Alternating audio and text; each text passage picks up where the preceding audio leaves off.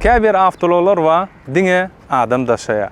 Ýöne käbiri döwrüň nyşanyna öwrilýär. 1990-njy ýyl Ford Explorer sahna çykýar. Ol bazary üýtkedýär.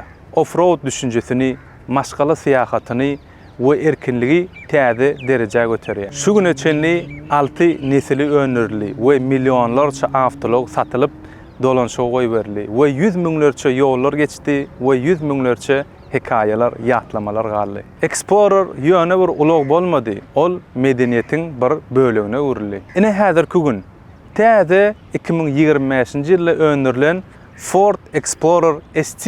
Bu ýöne bir SUV däl, bu güýç, bu tizlik we energiýa.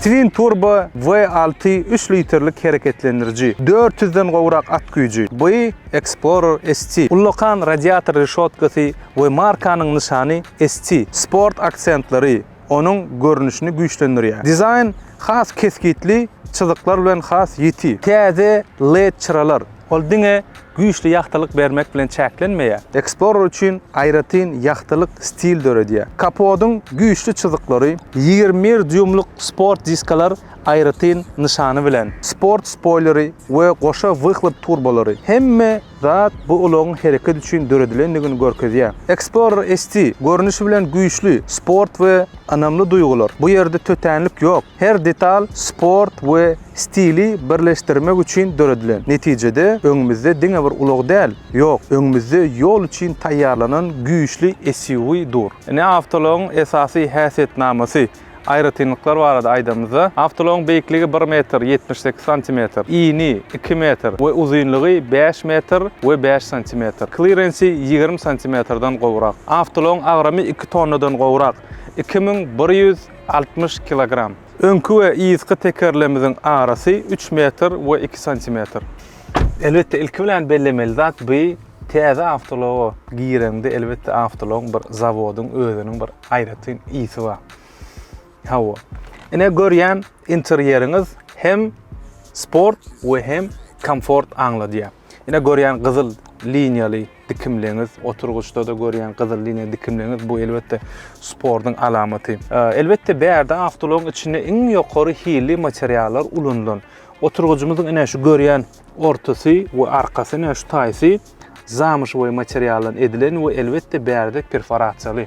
Ýani oturgucumyzy hem üfleýär, sowodýar, hem gyzdyrýar we hem masaj funksiýalary bardyr. We elbette şu taýjygyny görýän bolsaňyz ST-niň öz aýratyn ýazgysy. Kaptal taraplary bu eýem gara renkli derden dikilen we torpedanyň şu taýlaryny görýän bolsaňyz konsol, podlakotnik, el goýan ýerlerimiz ählisi derden dikilen ýokary hili materiallar. Torpedanyň şu taýsyna seredemizde aýratyn matadan dikilen we bu bir hilçek kaşmiri ýatladýar. Elbette bilýän bolsaňyz kaşmir materiallary ilkinji BMW 7lik seriýasyna goýup başlady. Bu hakykatdan avto ulag sürüjiler tarapyndan halanly. Bu elbette bärde de şoňa meňzeş materiallar ulanypdyr. Ene bu görýäniňiz 12 düýmlük ullakan sensorly ekran, Apple CarPlay, Android Auto, navigator, podveskanyň nastroykasy ählisi şu ekranyň dolandyrylýar. Bärde bezprovodnoy zaryadnik diýen telefonyň şeýle goýan we zaryad alýar. Avtolog basma push start knopkaly. Rolumuz hakykatdan bir elläňde ýogyn, eliňe amatly, rahat, sportivny rol. Kojaw dereti bilen dikilen we ST logotipli barmaň edil aşajagyny ullakan knopkalar basmany diýseň ne amatly, muňa живой knopka diýilýär.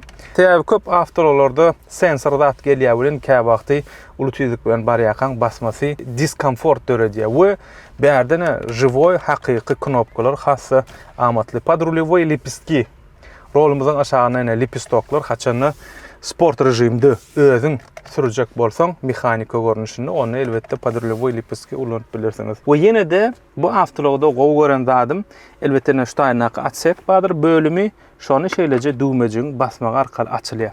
BMW, Mercedes we beýleki käbir avtologlaryny sıyırmaly, ýani şeýle etekleýän açylýar we arkasyna ýapylýar. Bärde başgaça filosofiýa ulanypdyrlar. Ýani şeýleje basýan açylýar, ähli gerekli zatdan atýan ýapaýmaly. Ýani Sen bar ýasyň, bar ünsüň bilen, eliň bilen öňe ýyzasy ýüşürmäni bir hylyk rahatsyzlyk döredýäbilin. Berde aňsat açdyň, iştak emme zatlaryň goýýan we görnüşe dip ýapaýmaly.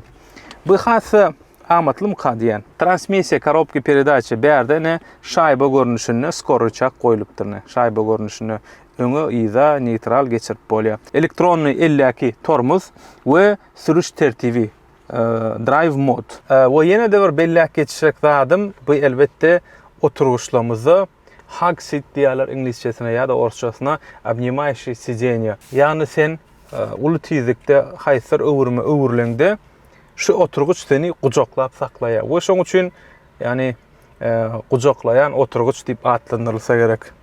Diýsen rahat we hakykatdan bir sürmäne komfort döredýär. Täze Ford Explorer ST 7 orunluk, 7 adamlyk 3 gatar oturuşly gelýär. Ýagny hem sport hilegini süresiň gelse hem maşgala dostlar bilen ullanmany şeýleje maşgala üçin uly SUV off-road avtology.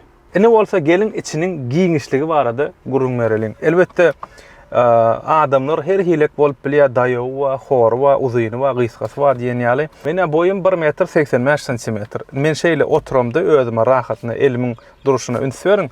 Şeýleje bärigim elim ýetýär, rolada we maňa şeýle oturmak amatly. Şonda bolanda ne ýokarym bilen aýdaly 5 barmak ýalyk yer galýar.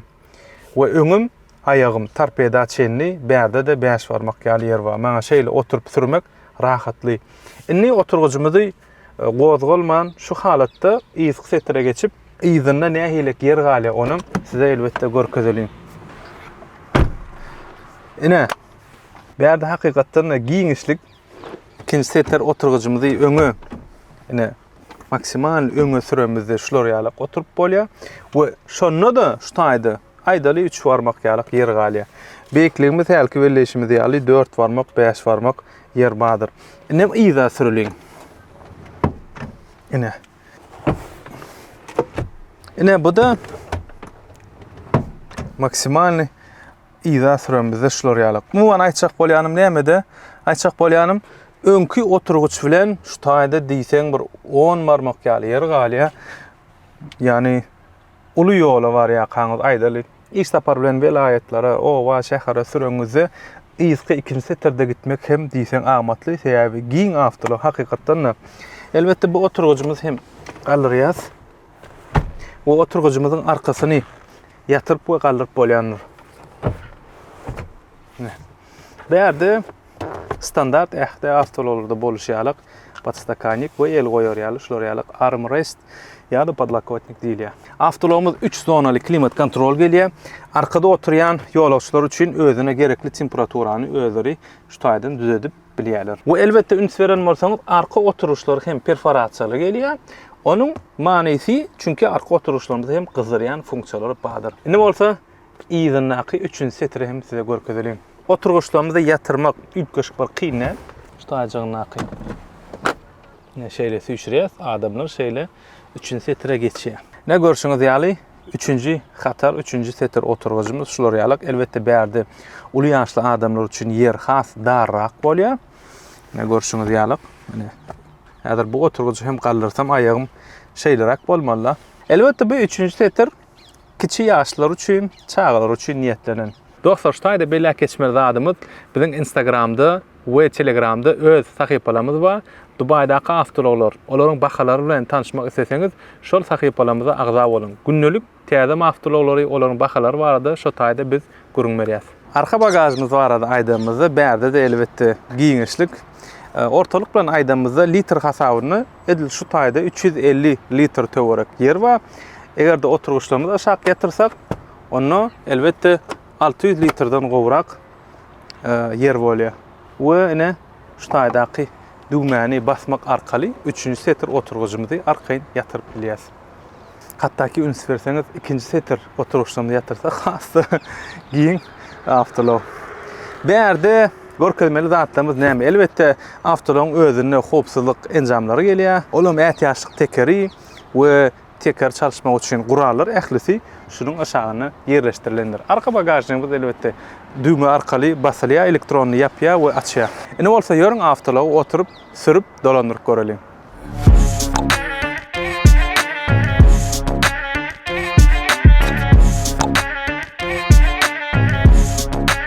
Ilki bilen belli geçmeli zatlarımızın biri avtoloğun hareketlenirse hakikaten de güçlü hareketlendirici. 3 litrlik EcoBoost Turbo Supercharger 400'den gowrak at gücün meriye. Bu elbette bir Euro 5 Eco standarda gavat gelýär. Sürücüni ýene bir esasy gyzyklandyrýan zatlaryň biri bu elbette avtolog näçe ýangıç alýar we näçe ýangıç sarp edýär we näçe kilometr ýol geçýär. Ýangıç bagymyzyň razmeri 76 litre çenli ýangıç alyp bilýär we sarp edişi ortalyk bilen aýdamyza 6 litr 100 km üçin we iň köp ýakanyna da 13 litr 100 km üçin. Şoň üçin biz ortalyk alamyza 7 litr ýangıç bilen avtolog ortalyk bilen 100 km mendil geçip bilýär. Indi gelin avtologyň tehnologiýasy barada gysgaça görüň berelim. Elbette bärde hem bir näçe tehnologiýalar ornadylan, şolaryň hatarına adaptiwny cruise kontrol, sürüjini gözegçilik etme we Ford Co-Pilot 360 funksiýalar hem ornadylan. Indi her barada aýratyn jikmejik görüň berjek. Ilki bilen sürüjini izarlayan daçygymyz. Bu elbette rolumyzyň şu taýsyna ýerleşdirilen, o elbette sürüjiniň ýüzüne bakyp dur. Sürüji haçana ýa-da bolanda gözü ýumylan halatyny avtolog ilki bilen sürüjini tiskindirýär, şeýdip silkelä we ondan soň hiç ýylyk jogap bolmady halatyny avtomat tormoza basýardan avtology saklaýar. Elbette bizim hopsuzlugymyz üçin goýulan daçyklaryň biri. Ondan başga cruise kontrol. Cruise kontrol bärde adaptiwny görnüşine gelýär.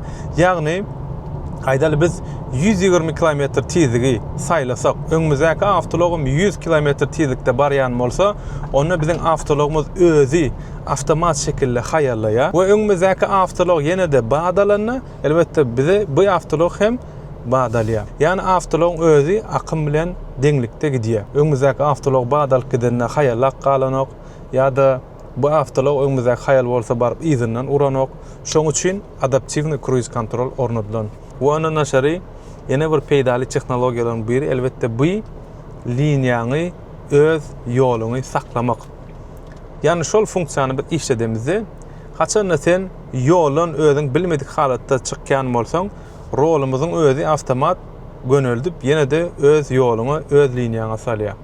Bu haçan sen pavorotnigi öwürmek üçin işareti ýakanda onu eýem sana öwrülmäni liniýaň çalışmagyna ruhsat berýär. Ýoksa roluňyz vibrasiýa berip durýar. Indi Ford Co-Pilot 360 barada aýtsak bu bir aýratyn filosofiýa. Ýani umuman gysga aýdyp aýdamyzda şu avtologdaky ähli kameralar we sensorlar bord kompýuteriň birlikde Ford Co-Pilot 360 tehnologiýasy arkaly doly senin hopsuzluğun için işleýär. Ýene bir kiçiräjik mysal edip aýdyn, ýani avtolog dolandyrýan halatynda sürüji uklap galsa, ýa-da bolup biler başga säbäp bilen, onu avtologumuz hökmany suratda awarykany ýakýar, tormoza basýar we köçeden gapdala avtolog özü avtomat şekilde ýoluň garasyna çykarýar. Aýdýana bu ähli tehnologiýalar adamın hopsuzluğu için bir komanda olup işleýärler. Elbette sport avtolog gowy 400'den gowrak hakikaten güýçli avtolog 400'den gowrak at güýji we elbette sport rejime geçirip süren halatynda izaqy wyhlap egzoz sistemiň berýän sesi sport avtologda ýalyk üýtgeçik ses berýär. We maşgalan bilen gidýärken elbette komfort rejim ýa-da onun maşgada bärde bir näçe rejimler bardyr. O arada da aýratyn bellek geçelim. Kışta gar üçin sürmek, ýagşly howada aýratyn sürmek, onun naşary gumda, çöllü, çägede sürmek üçin we tokoyda, dağda, düzde sürmek üçin ýörite aýratyn öz sürme tertibi bardyr. Ýani haçan sen sürüş tertibini başga rejime geçireňde aýdaly gumluk ýere geldiň we gum üçin ýörite aýratyn rejime geçirdiň. Şonu avtologyň 4 teker elbette işleýär, emma mej kolesa 2 tekeriň arasyndaky blokirowkalar, diferensiallaky blokirowkalar işleýär we haýsy tekere nähile güýç gerek bolsa deňlilikde paýlap berýär. Aýdaly bir tekeriň guma batdy ýa-da bir tekeriň beýikde howada dur. Boşuna beýleke güýçi gitmez ýalyk onun nakı gücünü beylek tekere berýärdenim 4 tekere avtolog gücünü deň paýlaýar. We ol elbetde avtomat görnüşini ýerine ýetirýär. Haçanna sen özüňe gerekli rejim saýlandy. Olam nähilik? Ene aýdaly. Ene off-road rejimi tokoýluk daglyk üçin geçirýäs. Ýağışlyk, garlyk rejimleri. Bu elbetde şäher için ene eko rejimlerimiz var. Sport rejim we elbetde bellemeli zadymyz bu da. Elbetde bu avtolog öz gowrumyny seretmezden arkasyna tirkegi pritsewi çatyp hem sürüp bolýandyr. Ýani 3 tonnadan gowrak ýükü çekmäne güýji ýetýär. Bu elbetde panel priborymyz barada da aýratyn durup geçiliň bärde polny dollugyna sifrovoy panel pribor we ähli elementlerimiz tizigi görkezýän uly ýörüti, uly sifrlar bilen avtologda näçe ýangıjymyz bar, näçe kilometr ýol geçip bilýäs, haýsy tizlik bilen maýara, haýsy skorusda bar, ählisini uly harplar bilen ýörüti. Bu elbetde sürücü üçin hasy oňoýly. Ne ekranymyz barada durup geçemizde gysgaçyk bir görkezeliň, oturgucumuzy gysdyrýar, üfledýär, rolumuzy hatda gyzdyrýar. Avtolog navigasiýasy, podveskalaryň ähli nastroykalary, çyralaryň nastroykalary, beýleki ähli nastroykalar şu ekran alkaly dolandyrylýandyr. Elbetde Android Auto, Apple CarPlay gatwa işleýär. Bu üns bermeli zatlarymyz öňler bilýän bolsaňyz avtologyň ekrany bir hiljek hil tarabyndan hasy gowy anyk görkezenakdy. Soňky goýulýan monitorlar, ekranlar üns beriň, renkleri, olaryň hili diýsen, ýokary hili kaçtyny monitorlar. Telefonuňyzy Bluetooth arkaly baglap, ähli telefonnaky ulanýan programmalaryň ustaýdan görüp bilýäňiz. Bu elbetde herki diýişmeli navigasiýalar, kartalar, olaryň tizligi ýeterdin. Gaty diýsen ýokary derejede işleýär we desine de eliň degirdiňde desine duýýar. Ene 360 kamerasynyň işleýişini hem size görkezeýin. Elbetde rolumuzy öwremizde üns berýän bolsaň trajektoriýany görkezýändir. Nähilek öwremizde niräçenli barýanymyzy we onun naşary üns beriňe şutaýsyn avtology basýas. Haýsy çümküni göreseň gelýär. Şutaýsynymy? Ene. Öň tarabynymy? Ene. Bu kameralaryň kömegi, bu tehnologiýalaryň kömegi elbetde şeýle dar köçelerde, dar ýerlerde, köprüdir, ýollarda geçmeklik üçin hasy oňoýluklar döredýär.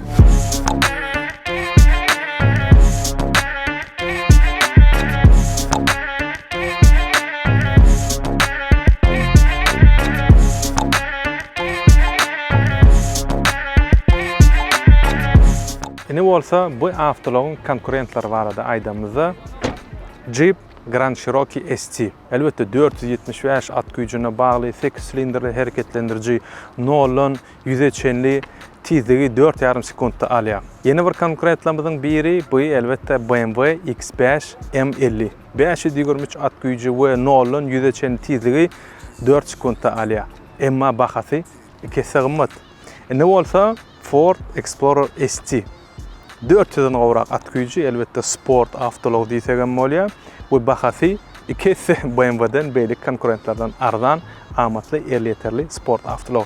Nollan 100 çenli tizligi 5,5 sekundda alýar. Şunun bilen şu günkü synymyzy geçir gutarýas. Elbetde sizin göwnüňizden ýarandyr diýip umyd edýän we size nähilek öz pikiriňiz bar bolsa şu avtolog barada ýa-da başga avtolog barada onu elbetde geliň tesvirde belläp geçiň. We ondan naşary indiki synlamyzda nähilek avtologlar barada gurrun bermekligimiz isleýän bolsaňyz onu hem geliň tesvirde belläp geçiň we biz hem sizden gelýän tekliplere göre indiki videolarymyzda şu avtologları tapyp olaryň häsiýetleri, karakteristikalar barada görüň beres, olaryň bahalary barada size görüň beres. Şunuň bilen şu gün kepleşigimiz geçip gutarýas. Siziň bilen bu men Haýat Murat, bu Machine Mother kompaniýasy. Biz eýem 10 ýyldan gowrak Dubaýda avtolog sowdasy bilen, avtologyň satulary bilen, avtologyň bejergisi, tuning we olaryň dastavkalary, eltip berme hyzmatlary bilen meşgullanýas. Indi videolarymyzda görüşýänçek, hoş, sag bolun.